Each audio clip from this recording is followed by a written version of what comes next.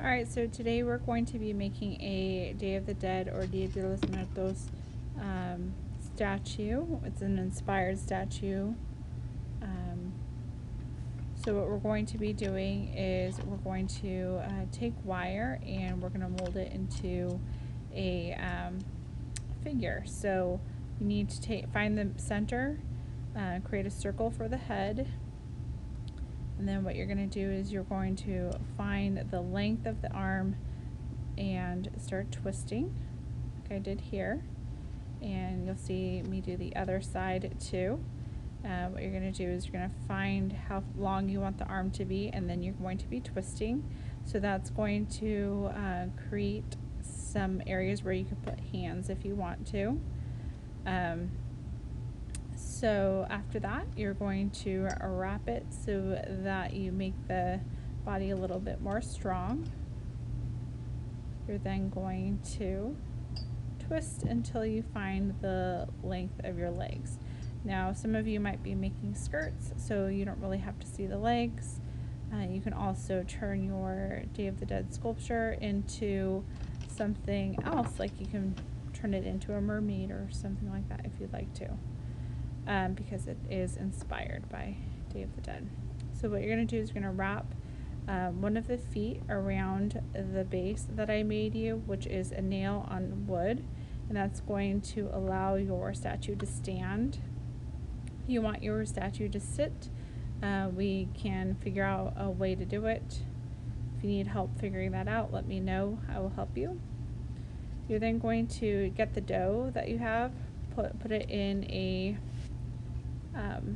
ball. Then you're going to squeeze the sides for the cheekbones. Take a pencil or something pointy for the nose, and then you're going to be putting 2 deep holes for the eyes.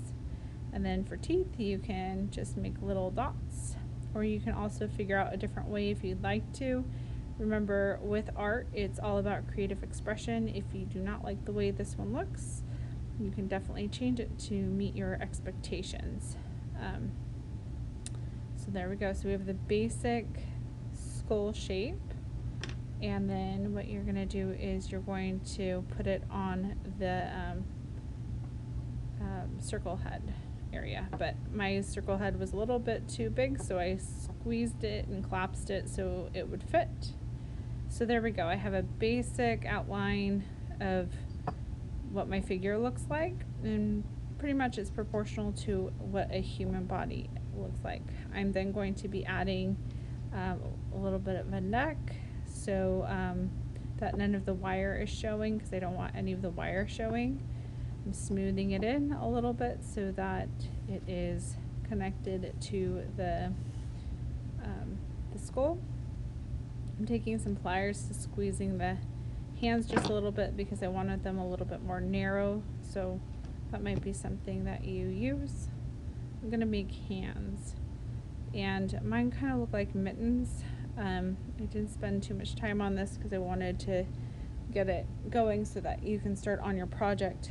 Please spend time working on this project.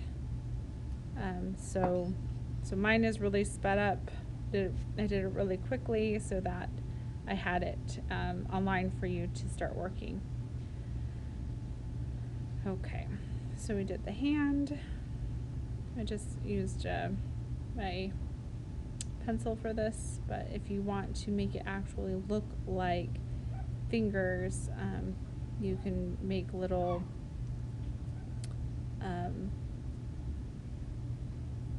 rolls and then apply it.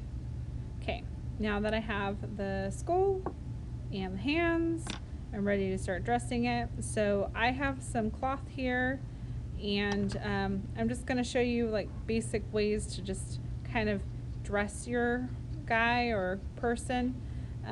So I just wanted to show you how, like, a simple way to make pants, but please spend some time on this. Don't go as fast as I'm going. I just wanted to, like I said, get this going for you so that you have it. So I'm going to do one leg right here, and if you want to dress it before you put it on the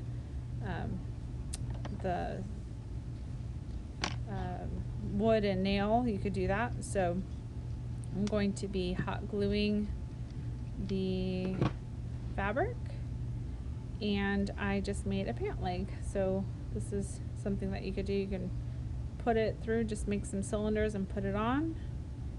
You could do that. And you don't have to use fabric, and I'm going to show you one that I did without fabric. So you can put the fabric on. There's the leg, pant leg. I was having a little bit of trouble putting it on.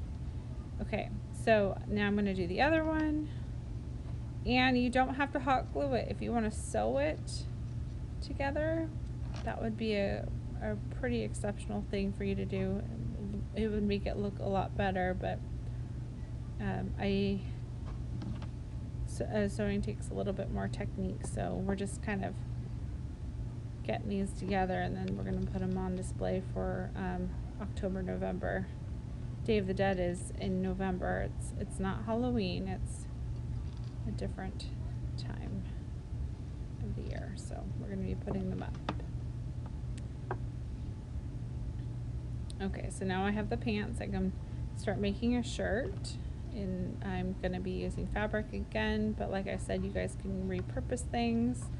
You can make it out of cardboard. You can paint it if you want to. I am not supplying paint at this time, but I will be supplying watercolor soon. So here we go. Put this on. Just really quick. A little bit sloppy, but just to get the basics of it.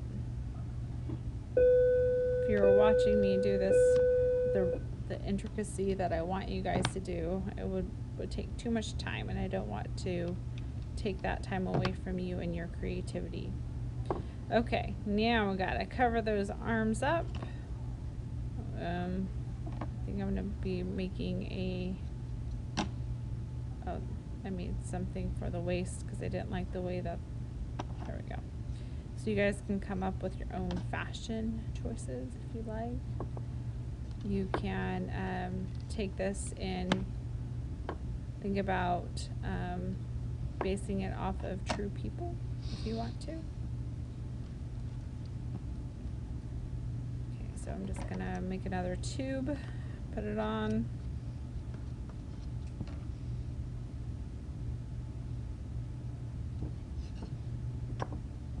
So those students at home, you're going to be